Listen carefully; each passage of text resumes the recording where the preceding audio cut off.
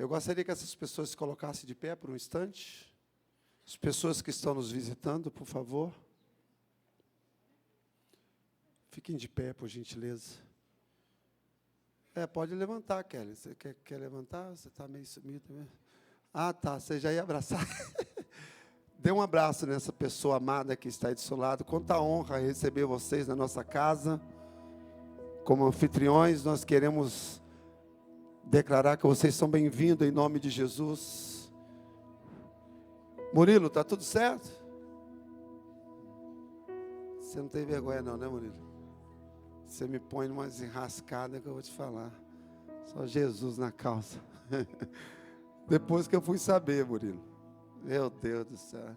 Ainda bem que a gente não sabe nada antes, né? Para não... Ouça, irmãos. Tem uma atmosfera aqui maravilhosa nesse lugar. Eu tenho orientado porque eu tenho aprendido com meus líderes. Um exemplo que eu tenho é o pastor Jorge. Na igreja dele, onde quer que ele esteja, ele sempre se coloca de joelhos diante do Senhor. Quando você vai numa casa, você tem que aprender que você tem que se sujeitar à ordem daquela casa. E quando nós viemos na casa de Deus, nós não podemos abrir mão da reverência.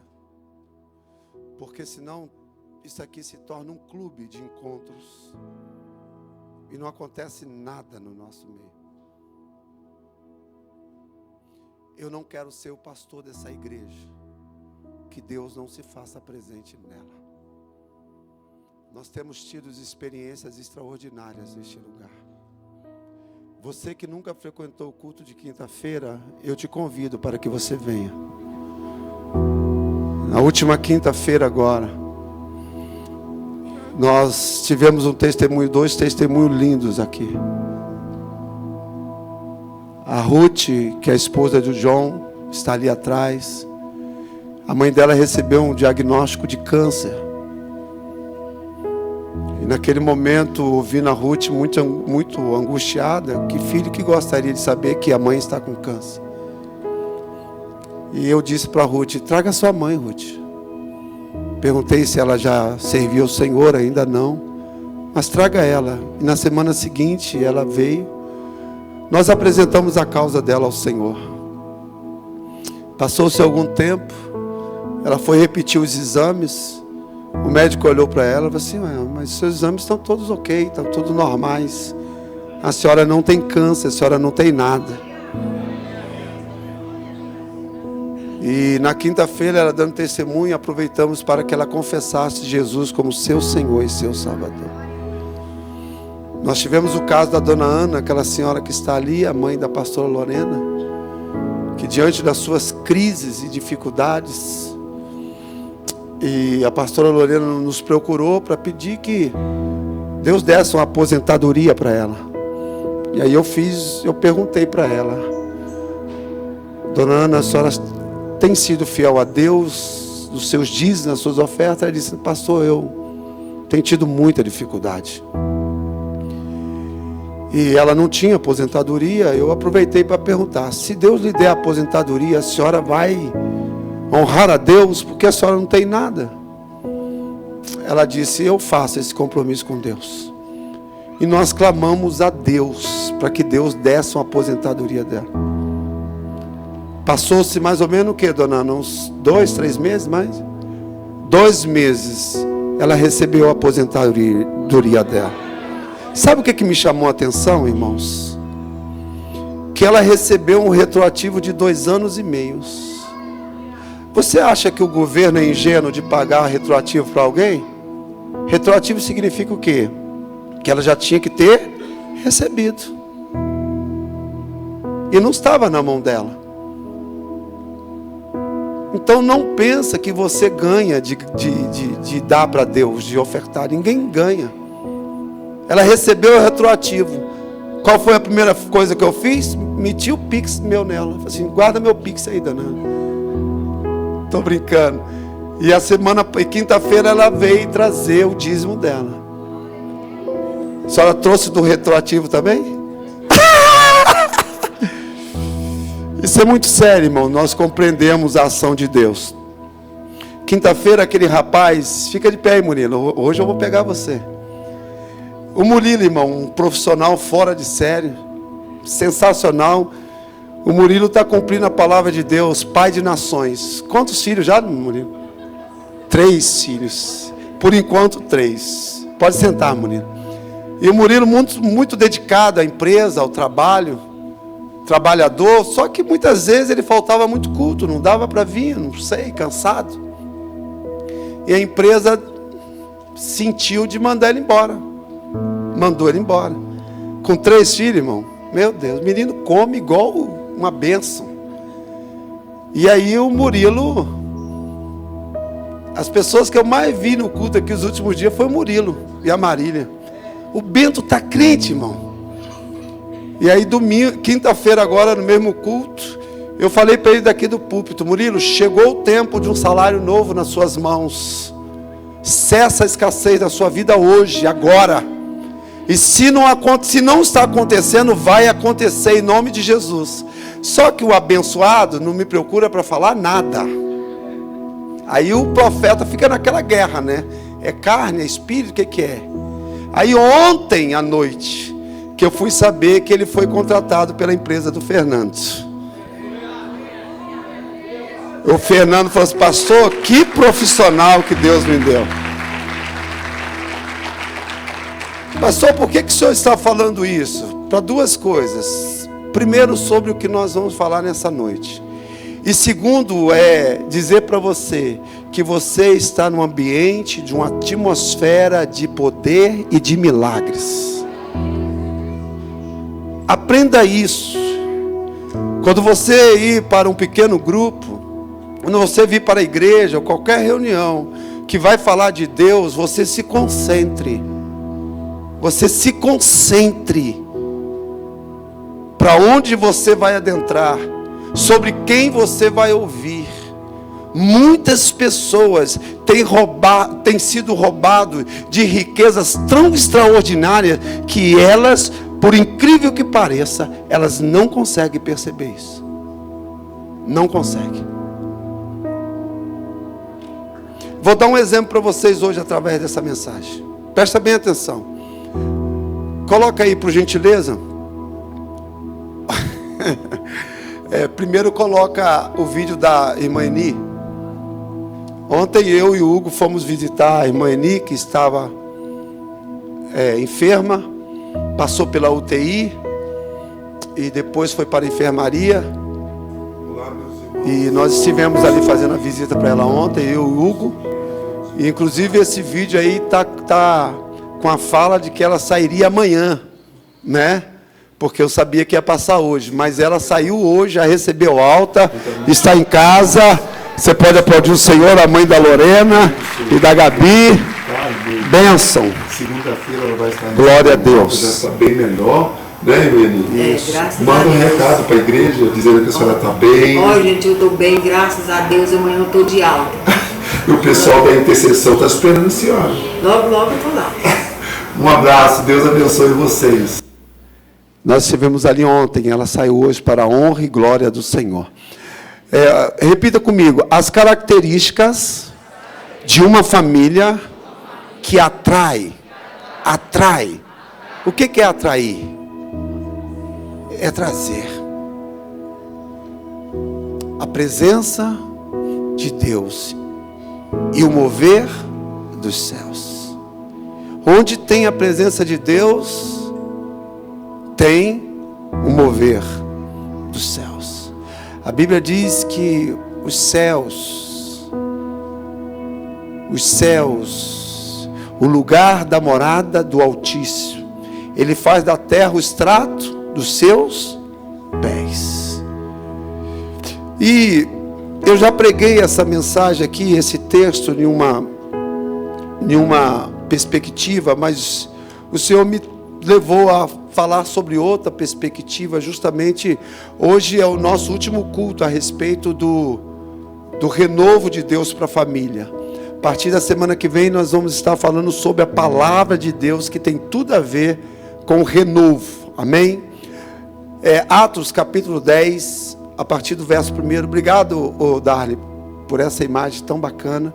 E ali está uma família. Tudo começa no seio da sua família. Se está tudo bem em casa, é a sua família.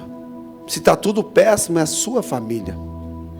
A família constrói e a família destrói. A família fortalece e a família enfraquece.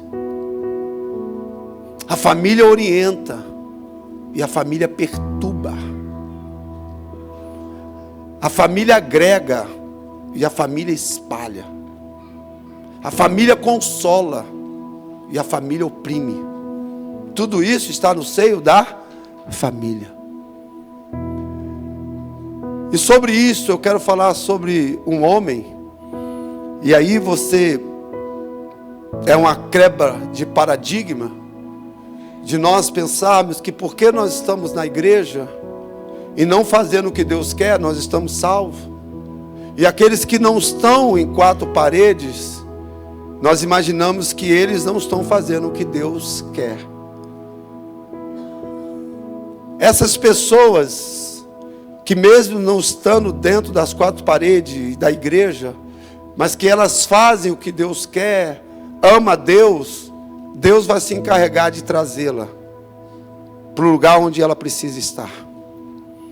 Atos capítulo 10, a partir do verso 1, ao meio da revista e atualizada, Patrícia, por favor. Morava em Cesareia um homem de nome Cornélio, centurião da corte chamada Italiana, piedoso, temente a Deus, com toda a sua casa, e algumas versões está a família, e que fazia muitas esmolas ao povo, e de contínuo orava a Deus. Esse homem observou claramente durante uma visão, acerca da hora 9 do dia, seria mais ou menos às 9 horas, um anjo de Deus, repita comigo, um anjo de Deus. Deus tem anjo? Tem. Deus tem anjo. Que se aproximou dele e lhe disse, anjo fala? Fala. Verso 5, Cornélio, diga assim, Deus, os céus, seus anjos, sabe o meu nome. Você já imaginou um anjo chamando o seu nome? Você já imaginou que é possível um anjo agora, um anjo essa noite, um anjo essa semana, um anjo este mês, falar com você, te trazer uma instrução, te trazer uma direção, te trazer uma estratégia? Isso é possível.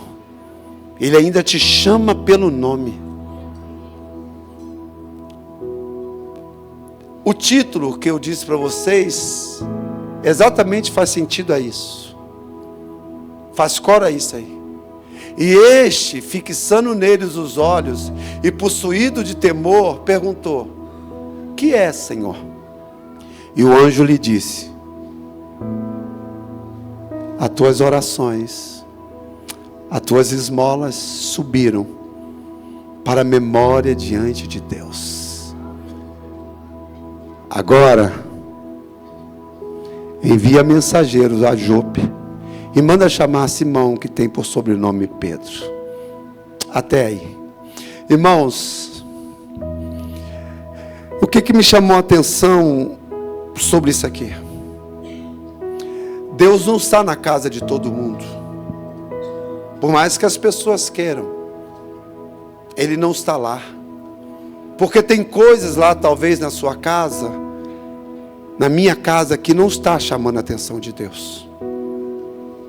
Não se engane, este é um retrato de um Deus que vai para dentro de uma casa por algo que lhe atraiu, por algo que lhe chamou a atenção.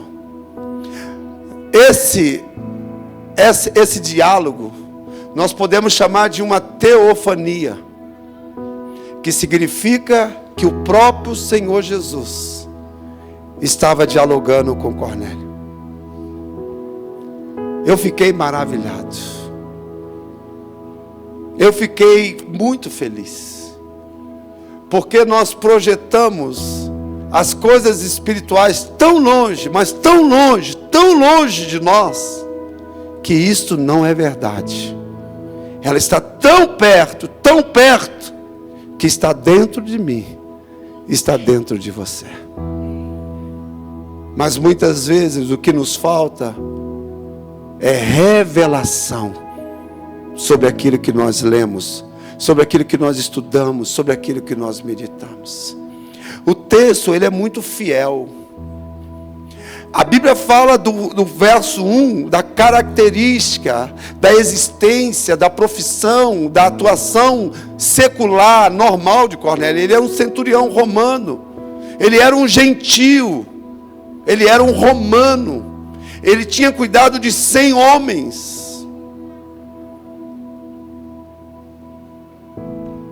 Se você pensa que você é ocupado demais, corrido demais, imagine Cornélio.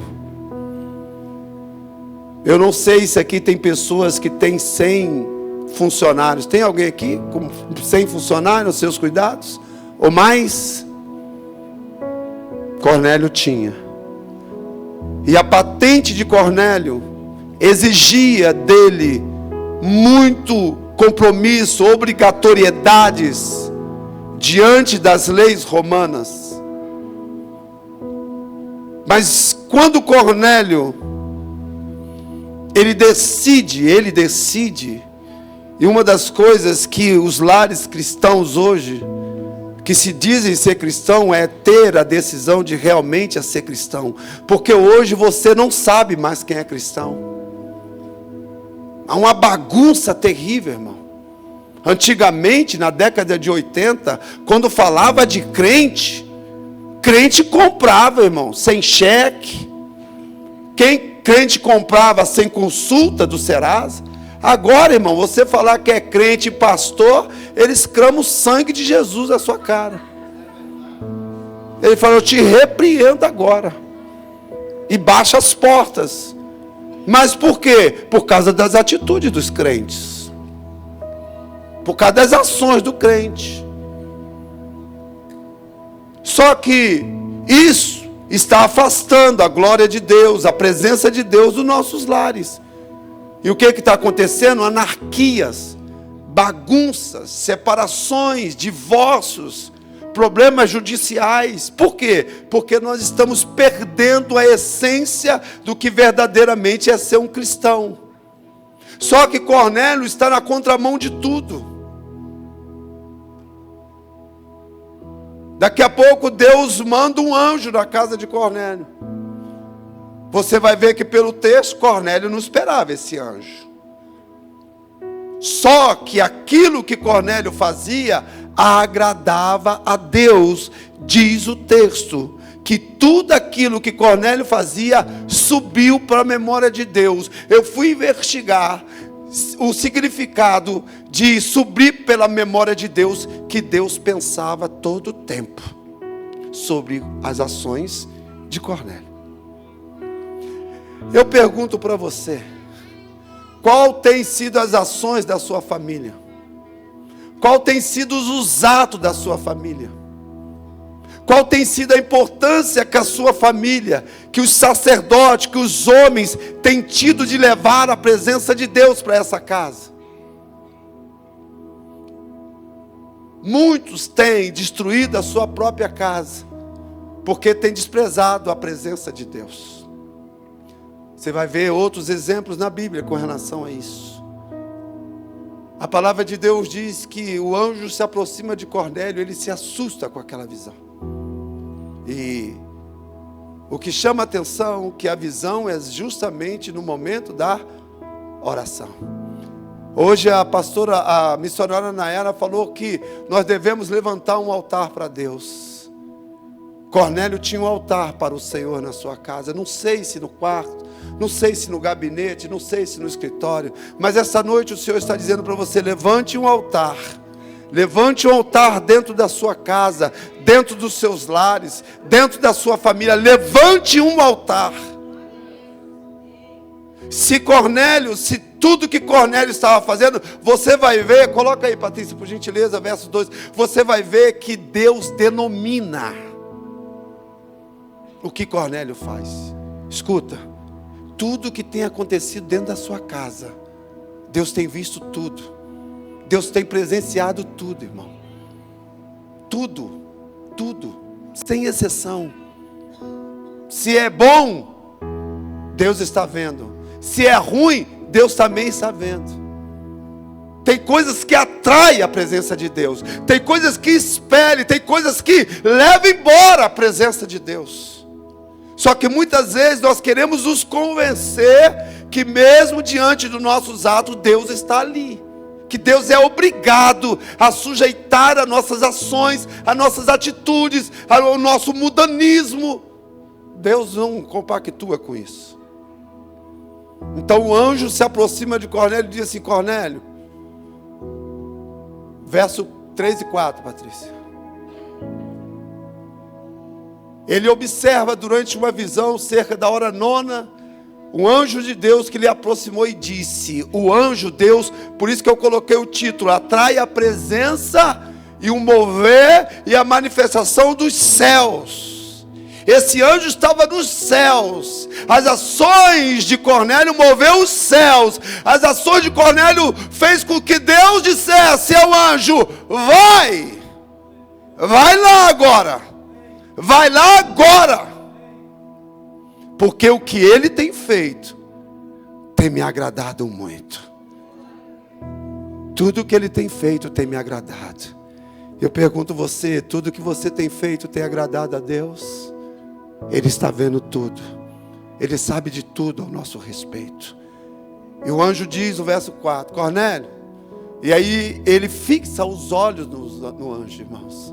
Que cena maravilhosa, irmãos. Quem já viu o anjo aqui? Alguém já viu o anjo? Anjos estão a serviço de Deus. Anjos não foram feitos para ser adorados. Eles foram feitos para servir o povo de Deus. Verso 5.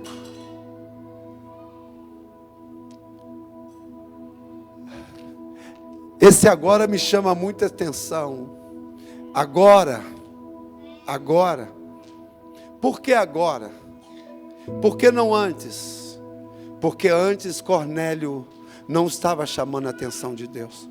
Sabe por que algumas coisas ainda não aconteceram na sua vida? Porque você ainda não está chamando a atenção de Deus. Sabe por que algumas coisas ainda não mudou na sua família, na sua casa? É porque você ainda não está chamando a atenção de Deus. Agora que você me agradou, agora que você me obedeceu, agora que você fez o que eu te mandei, eu também te respondo. Do centro da minha morada, eu envio um anjo para trazer uma direção para você. Lembra-se bem, Cornélio era um gentio.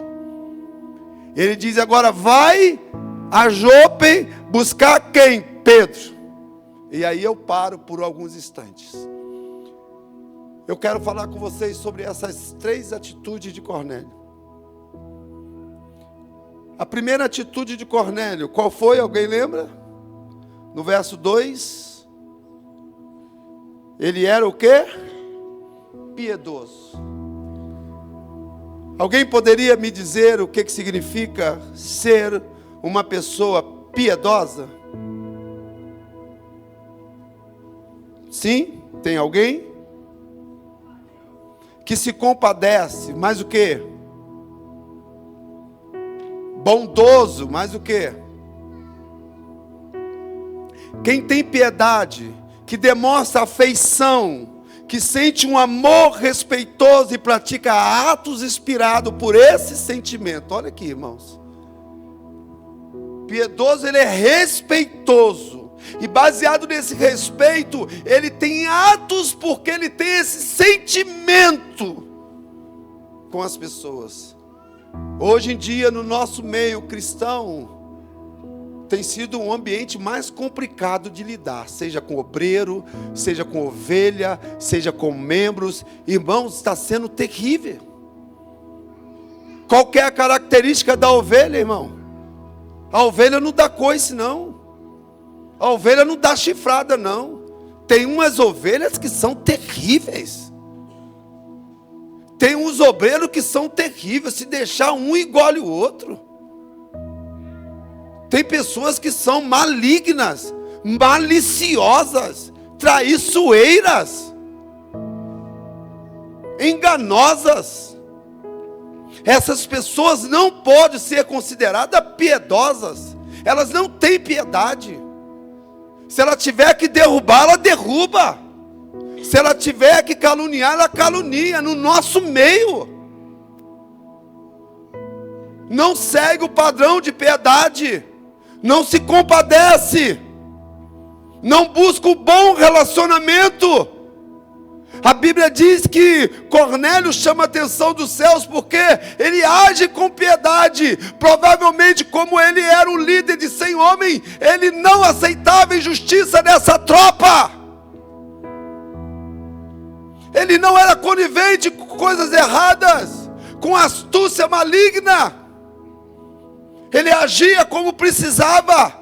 Se tinha alguém que tinha que cumprir o turno, cumpriria. Se tinha alguém que tinha que estar de plantão, estaria. Se tinha alguém que tinha que cumprir o seu horário, cumpriria. E nós, muitas vezes, dentro da igreja, no meio do povo de Deus, nós não temos a sensibilidade com as pessoas que estão ao nosso redor.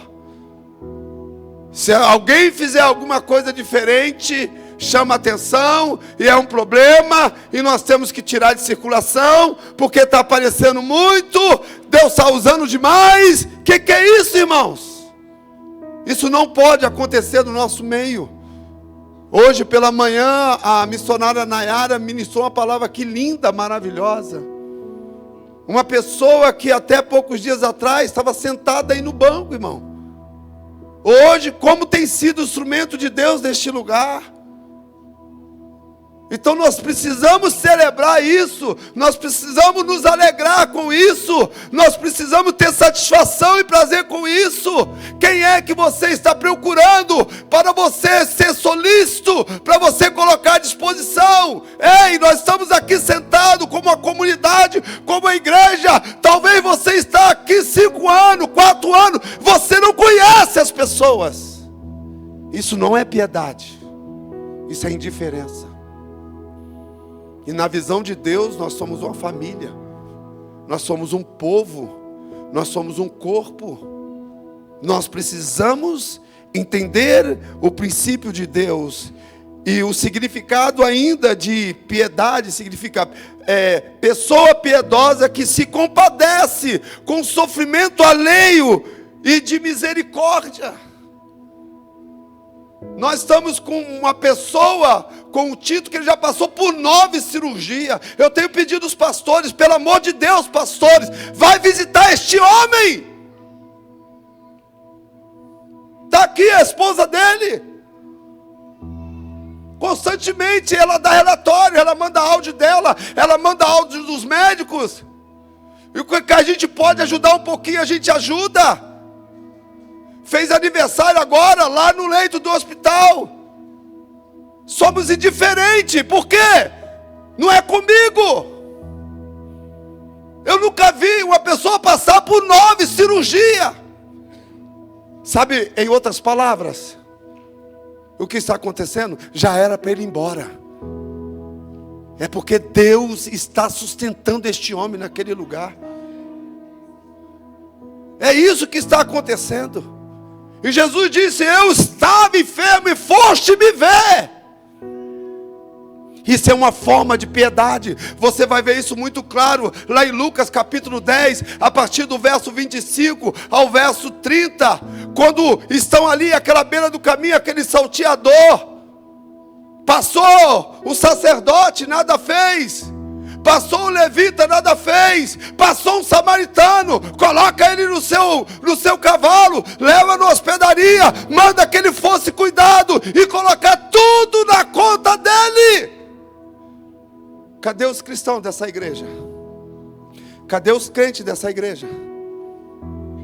Cadê os piedosos dessa igreja?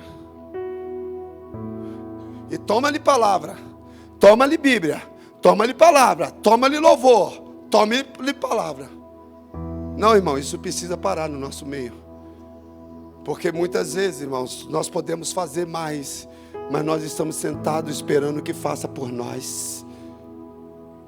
Que alguém tenha misericórdia de nós, que alguém se compadeça de nós. Mas nós estamos sabendo da história. Não, mas deixa eu ligar para o pastor. Você já ligou para o pastor? Você já comunicou o pastor? E a pessoa está falando com você, para você se compadecer. E você não consegue se compadecer. Você não entende que é você que Deus quer usar. É você que Deus está chamando. Uma necessidade que alguém tenha. Quando eu li isso aqui, e ele encerra falando assim: compadece com o sofrimento alheio. Muitas vezes nós queremos ser observados, nós queremos ser notados, nós queremos ser percebidos. Mas essa visão, ela não atrai a presença de Deus para nossas casas. Segunda coisa que Deus fala para Cornélio, está na minha memória, está na minha mente, Cornélio. Ele era temente a Deus com toda a sua família. Eu sei que tem pessoas aqui que não são tementes a Deus com toda a sua família. Eu sei que tem pessoas aqui que têm permitido uma anarquia, uma bagunça terrível dentro da sua casa. Eu sempre falo, irmãos, eu sempre preguei para minha filha e para o meu filho, onde eu mando. Eu dizia para eles: olha, música mundana aqui eu não quero, eu não aceito aqui.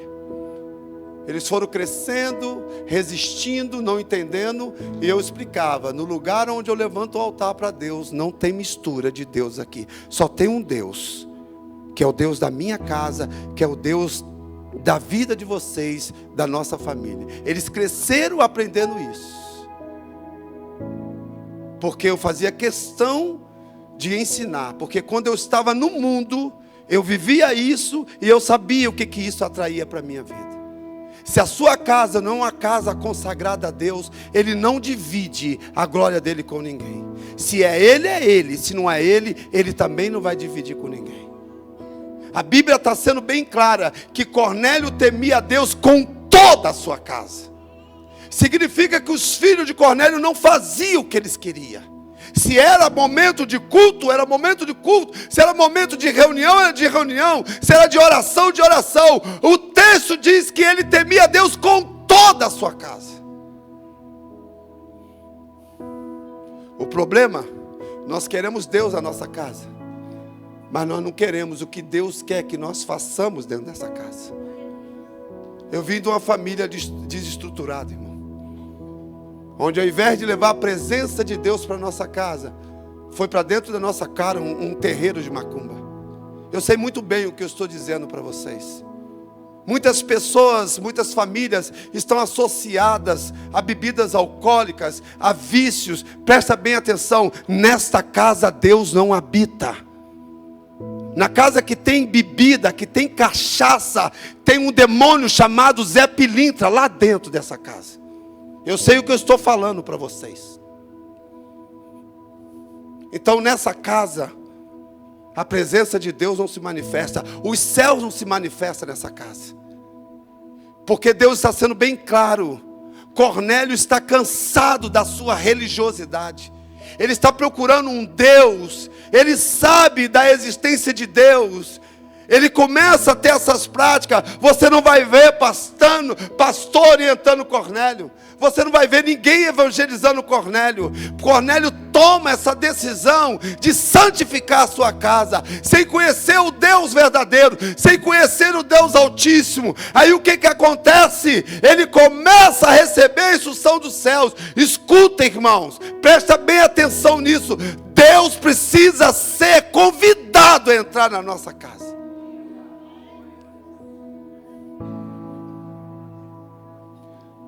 Diversas vezes, eu já fui em várias casas que os demônios se manifestam e eles dizem: eu não vou sair daqui.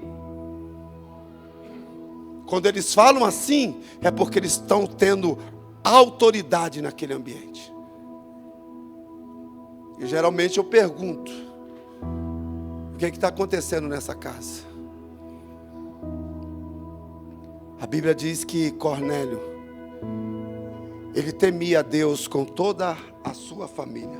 Lá em Êxodo capítulo 1, verso 17 e 21, diz que Faraó mandou que matasse todas as crianças dos hebreus. A Bíblia diz que tinha algumas parteiras que disseram: nós não vamos fazer isso. Nós vamos poupar os filhos dos hebreus.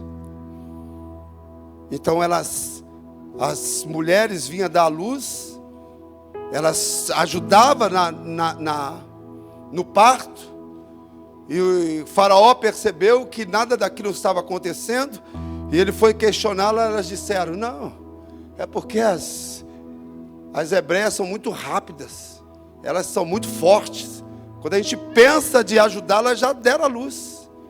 Mas eles faziam isso com que sentido? Por temor a Deus.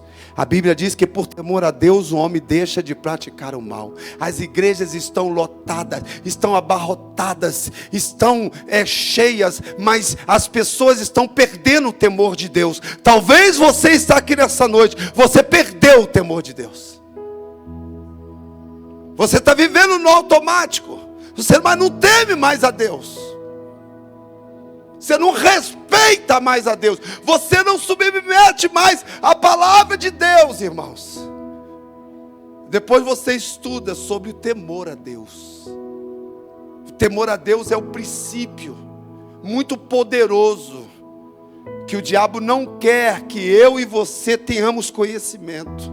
Lá em Jó capítulo 1, verso 9, Satanás teve a ousadia de falar para Deus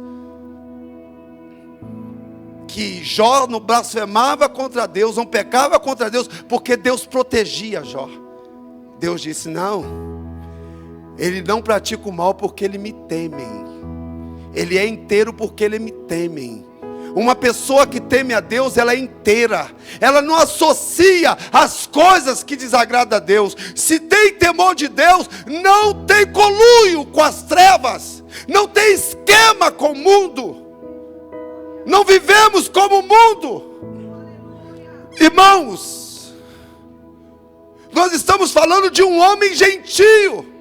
Escuta, você vai ver pessoas lá fora que vão vir aqui neste lugar, aceitar Jesus, se converterem, porque elas querem Deus. E você vai ver muitas pessoas aqui dentro, se não entender que precisa guardar o temor a Deus, não vai aguentar, não vai suportar a pressão, vai desistir da sua fé. Tem muitos que têm desistido da fé, irmãos. E é impressionante, quando você vai conversar com alguém, eles transmitem uma convicção daquilo que eles estão pensando, do novo, da maneira de viver nova, que você fala assim: gente, como que essa pessoa disse que seria um cristão há algum tempo da vida dela? Vocês podem buscar aí, ó. Está claro aí na sociedade o que está acontecendo, das transformações que as pessoas estão vivendo, de pessoas que viviam no nosso meio, de pessoas que adoravam a Deus. Você para, você olha, você contempla aquilo, você fala assim: eu não acredito nisso. Mas sabe por quê, irmão? Porque se perde o temor de Deus. Isso pode acontecer comigo, isso pode acontecer com vocês. A Bíblia diz que quando eu e você quando nós guardamos o temor de Deus, lá em Eclesiastes capítulo 12, verso 3, de tudo que se tem ouvido,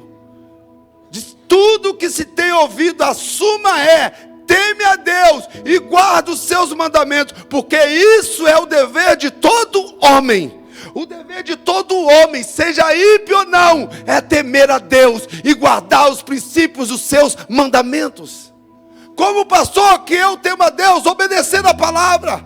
Como pastor que eu demonstro que eu perdi o temor, desobedecendo a palavra. Desobedecendo a palavra. Terceira característica dessa família: generosidade. Um dia nós tivemos um título aqui sobre generosidade. Generosidade, irmãos, a Bíblia diz que ele era generoso, dava esmolas a todo o povo. Quem está aqui nesta noite? Nós entramos aí no 4º mês, abril. Já vamos para 120 dias do ano, que tem 365. Daqui a pouco a gente está comemorando Natal de novo. Quem aqui ganhou um presente já este ano? Ganhou um presente? Quem ganhou já? Fica com a mão erguida assim. Quem já ganhou? Levanta a mão. Sim. E quem aqui já deu um presente para alguém este ano assim, bem bacana? Um presente que você gostaria de ganhar, você deu. Só quem fez isso? Quem aqui esse ano pegou a conta de alguém, foi lá e pagou? Tem mais alguém aí? Isso, pagou? Não, pagou e não vai cobrar não, né, gente? Aí, pastor Júnior já baixou a mão. Ah, bom. Irmãos, ele era generoso com todo o povo. Engraçado que Cornélio fazia isso aqui sem conhecer a Deus. Ele não fazia por barganha com Deus. Ele chama a atenção de Deus com as suas ações. Nós muitas vezes vemos a necessidade das pessoas, ou já passamos por situações que hoje, pela misericórdia de Deus, Deus mudou, mas nós vemos as pessoas passando e a gente não se compadece. A Bíblia diz que ele era generoso com todo o povo, que ele dava esmola. O seguinte, é o 4. Ele orava a Deus continuamente. Irmão, tem uns crentes que para orar só o sangue do Cordeiro. Se você fizer uma reunião de oração, meu Deus. Mas se você fizer uma galinhada, irmãos. Ontem nós fizemos um caldo aqui para o nosso podcast. Teve neguinho que comeu 4 vezes, irmão. 5 vezes. Eu comi uma, irmão. Quando eu fui buscar, já tinha. Né, pastor Elber? É forte. Você reúne muita gente. A Bíblia diz que de contínuo ele orava. Ele não orava esporadicamente. Ele não orava de vez em quando. Ele tinha o hábito de oração. Escuta, as coisas da sua família irão mudar quando você entender que você precisa levantar um altar de oração na sua casa. Tem cristãos, irmãos, que são crentes há 10, 15, 20 anos. Não consegue orar 1 hora, irmão. Dá um comichão terrível. Que coisa mais impressionante. Leitura bíblica então, irmãos. Um irmão um dia falou para mim assim: pastor, interessante, eu tenho tanta dificuldade para dormir, pastor. E sabe qual o conselho que me deram? Para me ler a Bíblia. Que eu ia dormir na hora. Porque o livro da capa preta faz dormir. As pessoas, irmãos, faz um teste você. Na hora que você quer orar, A sua carne fala assim: não, você está cansada, vai descansar, que amanhã você tem que trabalhar de novo. Não, vai para o culto de oração. Aí você chega em casa, aí está passando uma série na Netflix, e você, opa, é hoje. Irmão, tem crente que consegue passar um final de semana e não vai no intervalo não, assiste a série todinha no final de semana. Vira a noite. Vira a noite, irmãos. Vira a noite. E se for convidar para ir numa vigília, num culto de quinta-feira, o culto está demorando. É impressionante, irmão. É porque a carne está assim, ó, no 12. A Bíblia diz que ele orava de contínuo ao Senhor. Nós vamos começar um jejum amanhã. Nós estamos convocando toda a igreja, pastores. Olha, pastores que não oram, pastor que não jejua, pastor que não lê a Bíblia, está fadado o ministério a fracassar, a desaparecer da sua vida. É muito sério. Nós temos visto muito escândalo com pastores. Precisamos estar atentos. Cuidado com essa correria de vocês secularmente, pastores. Cuidado, o diabo vai armar para vocês. Não são poucos pastores, irmãos, que estão abandonando o ministério devido às coisas seculares. O diabo está trazendo estratégias para distrair, para dispersar. Eu falei aqui hoje pela manhã, chamado é a voz de Deus, é o eco de Deus. Para uma pessoa completamente incapaz, que Ele capacita, que Ele instrui, que Ele conduz. E com isso, voltando, essa foi a quinta, a quarta, qual que é a sexta? Quando o servo de Cornélio está lá falando com Pedro, no verso 22, tem 2 adjetivos ali, Patrícia, por favor. Pedro chama eles e diz: o que vocês vieram fazer aqui? Eles vão falar sobre Cornélio. E ele diz assim: piedoso, temente a Deus com toda a sua casa, e que fazia muitas esmolas ao povo, e de contínuo orava a Deus. 22, Patrícia. Então disseram o centurião Cornélio, homem reto, temente a Deus e tendo bom testemunho. O último vai ser esse bom testemunho. Quantos de nós aqui, irmãos, tem tido bom testemunho diante das pessoas? Quantos mais testemunhos nós temos tido? Irmão, se você não tem um bom testemunho, não fala que você é crente, não. Fica no anonimato. Não fala não. Não fala. Não fala. Não fala. Porque a Bíblia está dizendo que não é Cornélio que está dizendo para Pedro que ele tem bom testemunho. É o servo de Cornélio que está dizendo que o Senhor dele tem um bom testemunho. Nós perdemos a graça com bons testemunhos. Nós não temos interesse de dar bons testemunhos. Nós não temos compromisso com os bons testemunhos. E tem uns que ainda dizem: mas não tem nada a ver, mas espera aí, que é isso? Eu tenho livre-arbítrio. Tenho livre-arbítrio. Pedro diz assim: o que vocês estão fazendo aqui? Eu estou aqui porque o meu patrão, o meu Senhor, tem um excelente testemunho. E baseado nisso, irmãos, por que o anjo manda os servos dele chamar Pedro? Primeira coisa, você vai observar os efeitos dos benefícios de tudo aquilo que Cornélio fazia. Deus manda chamar o profeta. Deus diz: vai lá e chama o profeta. Ele está em tal endereço, ele está em tal casa, na casa de fulano, chama ele, porque eu vou mandá-lo aqui nessa casa, onde tem me honrado, onde tem me buscado, falar a minha palavra. Na ausência de testemunho, tem ausência de palavras. Muitas vezes, Deus usa alguém para falar com você. Deus usa alguém para orar com você. Porque Deus tem visto um bom testemunho na sua vida.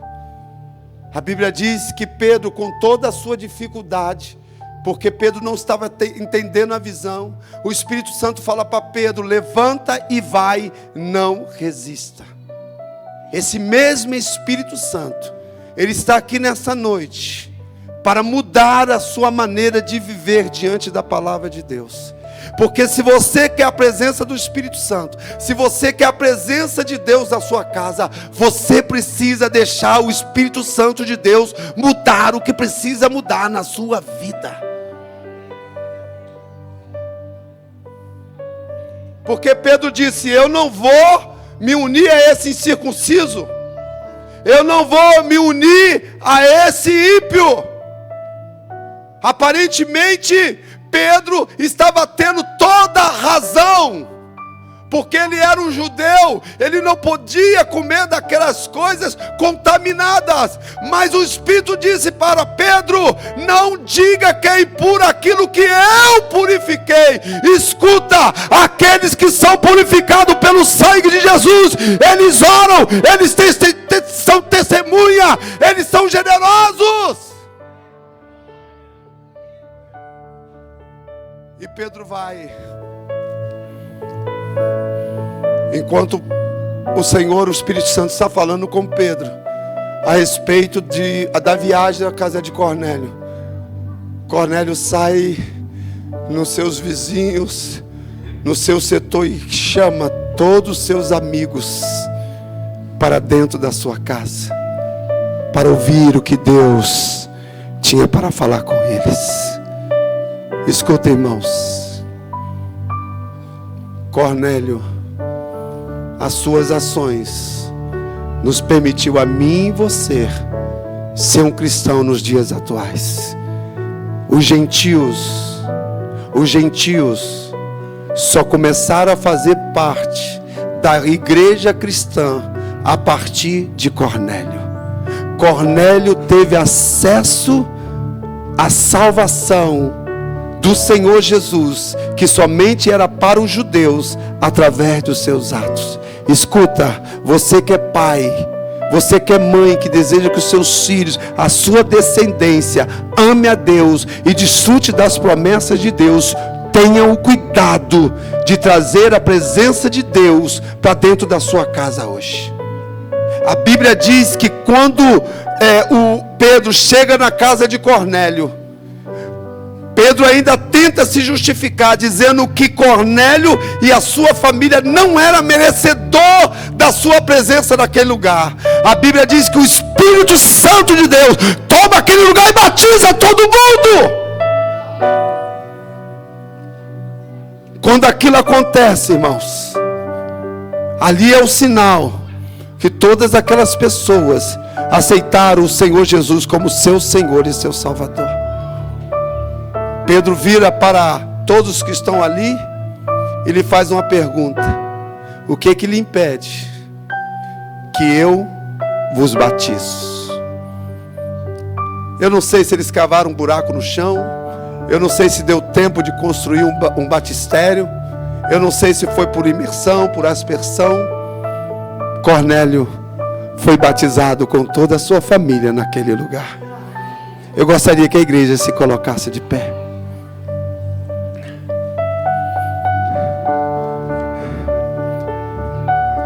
A presença de Deus, irmãos, não estará na sua casa aleatoriamente, por força do pensamento positivo, ou por você achar que Deus tem que estar ali. Não. A presença de Deus, o céu se moverá em favor da sua casa, quando as ações da sua família for condizente com aquilo que Deus deseja que você faça, que você obedeça. O princípio da nossa casa tem que ser o princípio da palavra de Deus.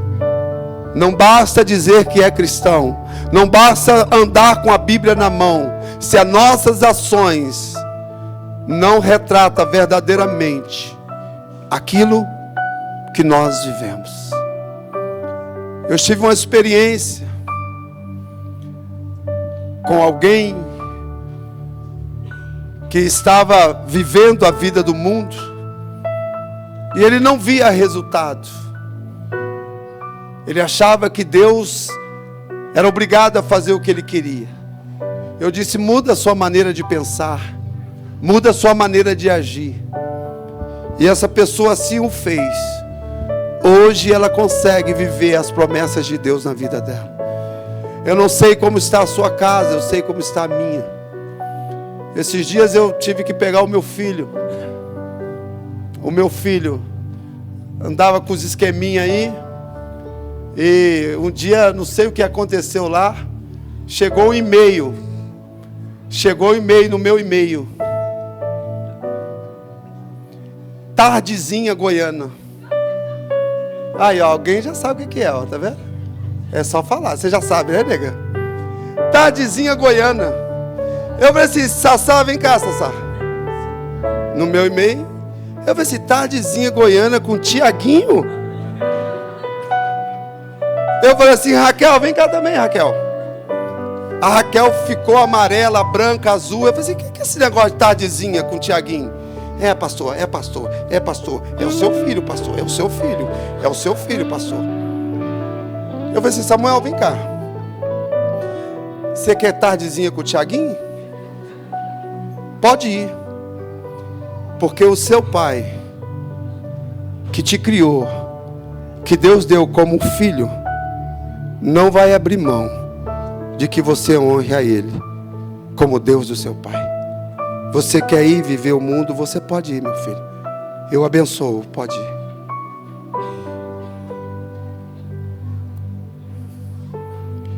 A Bíblia diz que Cornélio, de contínuo, servia a Deus, buscava a Deus com toda a sua família.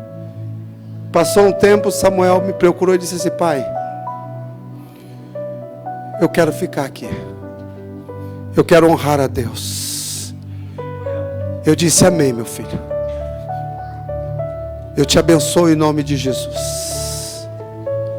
Agora, recentemente, duas coisas depois disso aconteceu, que nós fomos pregar na igreja do pastor Jorge Linhares.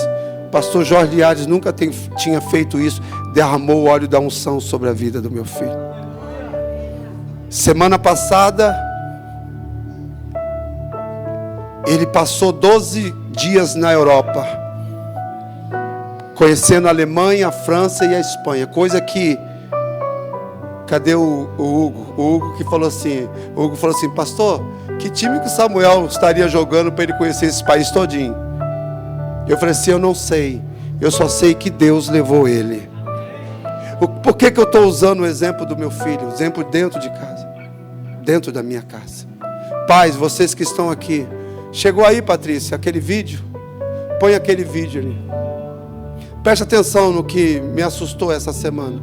Como nós estamos falando de família, é a última reunião. Põe aí, rapidinho, só para... Eu não sei se você acompanhou, talvez o pastor Alexandre esteja sabendo. Essa semana, irmãos, e isso não está longe da sua casa, tá? Não está longe da minha casa. Se você não educar, se você não ensinar seus filhos no princípio do Senhor, você pode se preparar para isso aí, ó.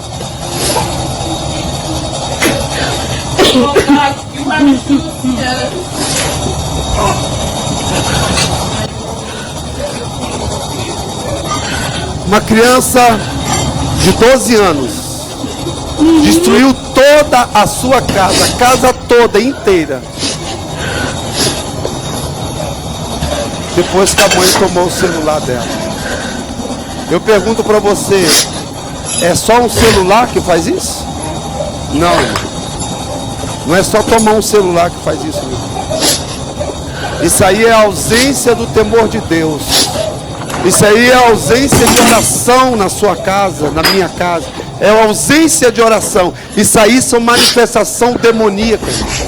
Uma criança de 12 anos fazer isso, isso não é normal. Obrigado, Patrícia. O que está entrando na sua casa? O que você está fazendo com seus filhos? Como estão os filhos que Deus te deu? Eu quero dizer para vocês, pais, o seu amor, o meu amor não é suficiente para salvar os nossos filhos. Não é. O de Davi não foi, o de Eli não foi suficiente para salvar os seus filhos. O seu amor não é suficiente para salvar seus filhos. Mas os princípios da palavra de Deus, os princípios do Evangelho é que tem poder para salvar os nossos filhos. Eu não sei como está a sua casa. Eu só sei que nós estamos aqui. Eu não sei o que você está permitindo o seu filho fazer. É problema seu com ele. Agora, se não for a aprovação de Deus, a presença de Deus não estará na sua casa. Não estará com os seus filhos, não estará com nossos filhos. A presença de Deus, Deus é onipresente, mas Ele não se manifesta em todos os lugares. Nós estamos acompanhando alguns casos aqui, irmão, sério. Por quê? Porque não tiveram o entendimento que precisa obedecer à palavra de Deus. Nós estamos aqui como família. Eu convido a vocês a se voltarem para o temor de Deus. Eu convido a vocês a se voltarem para a oração, pais. Ore pelos seus filhos, ore pela sua casa. Não se disperse. O diabo veio para matar, roubar e destruir. Ele está fazendo isso. Nós acabamos de ver isso agora. Mas o Senhor veio para nos dar vida e vida com abundância. Esta noite é noite de concerto aqui com as famílias. Nós vamos orar. Estejam atentos com o que você tem permitido, concedido, o que os seus filhos façam. Às vezes está debaixo do seu nariz, você está vendo, mas você não toma a atitude correta. Isso vai gerar problema para você, vai gerar dificuldade para você. Quantas casas de recuperação que nós vamos visitar, tem ali jovens. Eu estou acompanhando um caso aí terrível, irmão. O menino tem que ficar de uma cidade para outra, porque correndo risco de ser morto. Eu quero orar com a sua casa, eu quero orar com a sua família. Você que está aqui com a sua família nessa noite, tem alguma coisa desajustada lá, começar por você, por engano, com mentira, com falcatrua, levanta um altar na sua casa nessa noite. Se tem bebida lá dentro, tira esse lixo lá de dentro, irmão. Tira essa porcaria lá de dentro da sua casa. Esse lixo, esse instrumento do diabo. Não permita que tenha mistura na sua casa. Escolha a presença de Deus. Eu sei o que eu estou falando para vocês. Eu tive um pai que morreu, irmãos, que tomava, o café dele era álcool. Morreu de cirrose. Tem coisas que não tem conserto, irmão, se Deus não entrar, se Deus não mudar. Então essa noite, você que deseja trazer a presença de Deus para a sua casa, vem aqui no altar. Em nome de Jesus nós vamos orar.